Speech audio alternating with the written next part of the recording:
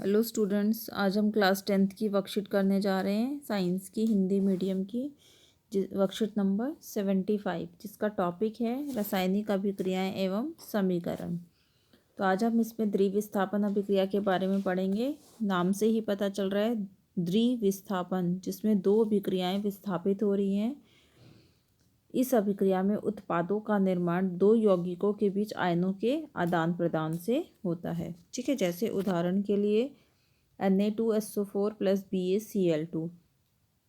Na के साथ जाके Cl2 जुड़ जाएगा और बेरियम के साथ सल्फेट जुड़ जाएगा, तो क्या बन जाएगा? Barium sulphate plus sodium chloride. ठीक है, इसमें जो बेरियम सल्फेट बनेगा वो सफ़ेद रंग का अवक्षेप बनेगा। इस अभिक्रिया को हम इसीलिए अवक्षेपण अभिक्रिया भी कहते हैं। अब है उपचयन और अपचयन। उपचयन क्या होता है, अपचयन क्या होता है और रिडॉक्स अभिक्रियाएं क्या होती हैं, ये सभी पढ़ेंगे हम इसमें। उपचयन, इसमें ऑक्सीजन की वृद्धि होती है और हाइड्रोजन की कमी होती है। ठीक है, अब उपचयन में, अब अपचयन में क्या होता है? हाइड्रोजन की वृद्धि होती है और ऑक्सीजन की कमी हो जाती है।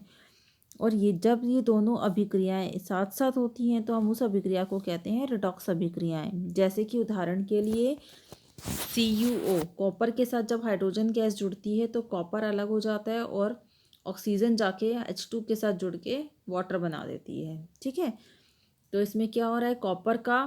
कॉपर में ऑक्सीजन की कमी हो रही है और हाइड्रोजन में ऑक्सीजन की वृद्धि हो रही है। तो कॉपर में अपचयन हो रहा है और हाइड्रोजन में उपचयन हो रहा है। ठीक है, इसके बाद है दो कथन दिए गए हैं जिसमें एक अभिकारक A है और दूसरा R है। इन प्रश्नों के सही उत्तर ABCD से नीचे दिए गए अनुसार हमें करने हैं। A और R दोनों ही सत्य हैं, तो इसके लिए हम पढ़ लेते हैं। पहला दिया हुआ है अभिकथन। इस अभिक्रिया में यदि एक अभिकारक उपचयित होता है तो दूसरा अपचयित होता है। ये बात बिल्कुल सही है। अगर किसी भी एक अभिक्रिया में एक अभिकारक उपचयित हो रहा है तो दूसरा अभिकारक अपचयित होगा। ये अभी हमने रिडॉक्स अभिक्रिया में पढ़ा जिसमें दोनों अभिक्रियाएं होती हैं, तो पहला कथन सत्य है।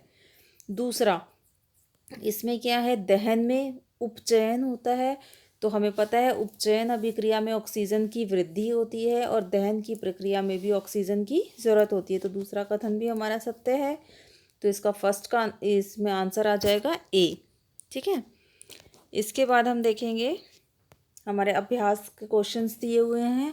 पहला क्वेश्चन है, उन अभिकारकों को पहचानिए जो उपचयित हो रहे हैं और अपचयित हो रहे हैं। ठीक है, तो पहला है CuO plus H2 is equal to Cu plus H2O हो जाएगा, ये H2O। तो Cu में क्या है? CuO से O से निकल के ऑक्सीजन कहाँ आके जुड़ा? H2 के साथ में, तो H2O बन गया। तो जो H2O है हमारा, ये क्या, इसमें क्या हो रहा है? उपचयन हो रहा है, ऑक्सीजन ऐड हो रहा है। ठीक है, और Cu में हमारा क्या हो रहा है? अपचयन, इसमें एक ऑक्सीजन की कमी हो रही है। ठीक है, दूसरा है ZnO। ZnO से क्या बन रहा है? Zn, तो इसका मतलब क्या हो रहा है? इसमें अपचयन, ये अपचयन। और Cu में क्या हो रहा है? उपचयन। ठीक है, अब इसके बाद सेकंड क्वेश्चन है हमारा, जब सोडियम सल्फेट तथा बेरियम क्लोराइड के जलीय विलयनों को आपस में मिलाया जाता है तो ये लाल हो जाता है, सफ़ेद अवक्षेप बनता है, पीला अवक्षेप बनता है या फिर रंगीन हो जाता है। अभी हमने ऊपर पढ़ा था कि ये सफ़ेद रंग का अवक्षेप बन जाता है। ठीक है, तो इसका आंसर हो जाएगा सफ़ेद। ठीक है, थर्ड क्वेश्चन है, जब पोटेशियम आयोडाइड के विलयन को लेड नाइट्रेट विलयन के साथ परख नली में डाला जाता है तब अवक्षेप बनता है। अवक्षेप यौगिक का नाम बताना है और अवक्षेपण का रंग भी बताना है, तो इसका आंसर हो जाएगा लेड आयोडाइड। ठीक है, लेड आयोडाइड। और दूसरा अवक्षेप का रंग कैसा हो जाएगा? पीला। ठीक है, ये हमारा थर्ड का आंसर है। इसके बाद हम अपना फोर्थ क्वेश्चन देखते हैं। MnO2 plus 4Al is equal to 3Mn plus 2Al2O3। तो Al में क्या हो रहा है, Al में ऑक्सीजन जुड़ रहा है आके, ठीक है। Al में क्या हो रहा है, ऑक्सीजन जुड़ रहा है, जहाँ भी ऑक्सीजन जुड़ रहा है वहाँ क्या हो रहा है, उपचयन,